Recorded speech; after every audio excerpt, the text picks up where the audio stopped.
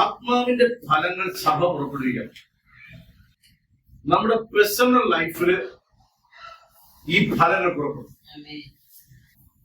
നമ്മുടെ ഏകാന്തതകളിൽ ഈ ഫലങ്ങൾ പുറപ്പെടുന്നു.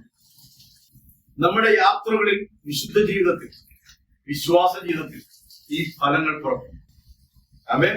അതിൽ ഒന്നാമത്തെ ഫലമായിട്ട് ഗലാത്യ ലേഖനത്തിൽ എഴുതിയിരിക്കുന്നത് വായിച്ചാൽ സ്നേഹം വെളിപ്പെടണം.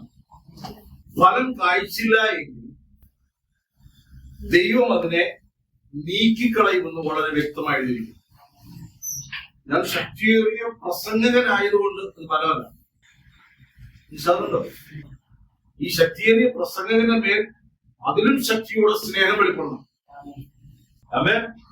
യേശു സ്നേഹിച്ചതുപോലെ, യേശു തന്റെ സഭയെ സ്നേഹിച്ചതുപോലെ, യേശു മനുഷ്യനെ സ്നേഹിച്ചതുപോലെ നമുക്ക് സ്നേഹിക്കാൻ കഴിയും.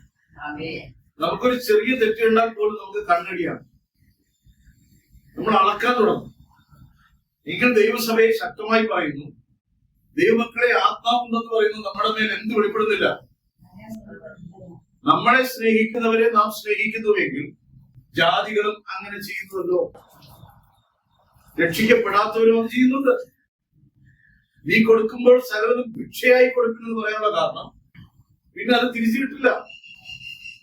നിന്നെ തള്ളി പറയുന്നവരെ സ്നേഹിക്കുക, നിന്നോട് ദേഷ്യം കാണിക്കുന്നവരെ സ്നേഹിക്കുക. ആത്മാവിന്റെ ഫലത്തിലാണ് ഇത് പറയുന്നത്. ഒരുത്തിന്റെ മേൽ നിനക്ക് മാറ്റം ഉണ്ടായി എന്നുള്ളതിന്റെ തെളിവ് ശത്രുവിനെയും സ്നേഹിക്കുവാൻ പഠിപ്പിച്ച കർത്താവാണ് എന്റെ നാഥൻ എന്ന് ഞാൻ അംഗീകരിക്കുന്നതിന് തെളിവാണ്. ഹല്ലേലൂയ. ഹോളി സ്പിരിറ്റിന്റെ ഏറ്റവും ശക്തിയേറിയ ഒരു ഫലമാണ് സ്നേഹം. നമുക്ക് സ്നേഹിക്കാൻ അറിയാം. പ്രണയിക്കുന്നവരെ കണ്ടിട്ടുണ്ടോ? ജീവനെ കൊടുത്തൊക്കെ പ്രണയിക്കുന്നു. ഇതെല്ലാം പറയുമ്പോൾ യേശു എനിക്ക് ചെയ്ത പ്രവൃത്തികളെ ഞാൻ ആത്മാവിലല്ലാതെ എനിക്ക് അറിയാൻ പറ്റത്തില്ല. 2000 കൊല്ലങ്ങൾക്ക് മുമ്പ് കാൽവരി ക്രൂശിൽ നടന്ന അതേ പ്രവൃത്തി എന്റെ ജീവനെ വീണ്ടെടുത്തതാണെന്നും എന്റെ പാപത്തിൽ നിന്നും, മരണത്തിൽ നിന്നും, ശാപത്തിൽ നിന്നും ഒക്കെ എന്നെ വീണ്ടെടുത്തു, ഇരുട്ടിന്റെ അധികാരത്തിൽ നിന്നൊക്കെ വീണ്ടെടുത്തു എന്ന് ഞാൻ പറയണമെങ്കിൽ നിശ്ചയമായിട്ട് എന്നിൽ പരിശുദ്ധാത്മാവ് വ്യാപരിച്ചിരിക്കണം. ഹോളി സ്പിരിറ്റ് എന്റെ മേൽ ഉണ്ട് എങ്കിൽ അതിന്റെ പുറകിൽ ദൈവം തന്റെ സ്നേഹത്തെ എന്റെ മേൽ മുദ്രയിട്ടിരിക്കുന്ന പരിശുദ്ധാത്മാവിലാണ് വെളിപ്പെടുന്നത്. ഇനി നമുക്ക് സ്നേഹം ഉണ്ടോ? ഉണ്ടോ? ഉണ്ട്. കർത്താവ് പറഞ്ഞ ആ സ്നേഹമല്ല, ആത്മാവിന്റെ സ്നേഹം നമ്മൾ ഉണ്ടോ? ഉണ്ട്, ചെറിയ അളവിലാണ്.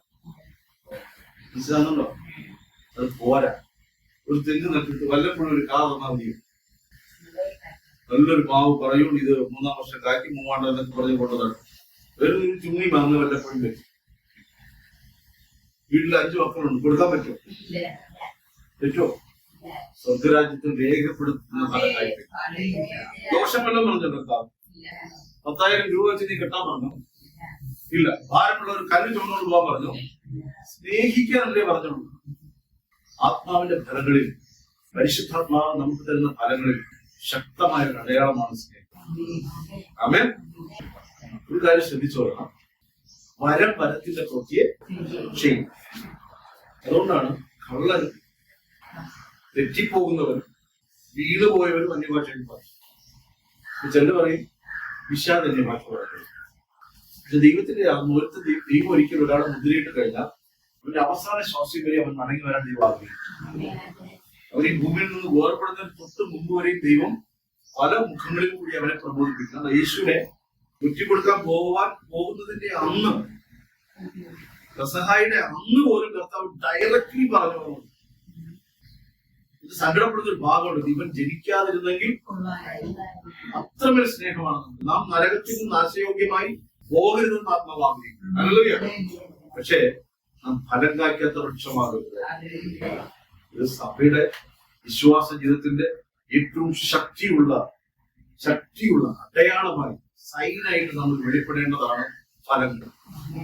അതെ, ഈ ഫലങ്ങൾ നമ്മുടെ വിശ്വാസ ജീവിതത്തിൽ ശക്തിയോടെ വ്യാപരിക്കണം. സഭയ്ക്കകത്ത് ശക്തിയോടെ വ്യാപരിക്കണം. സഭയ്ക്കകത്ത് ഭിന്നത ഉണ്ടാകരുത്. സ്നേഹം കൂടുമ്പോഴാണ് ഫലം കായ്ക്കുന്ന സഭയാകരുത്. ഫലം കായ്ക്കുന്ന സഭയാകരുത്. ഹല്ലേലൂയ.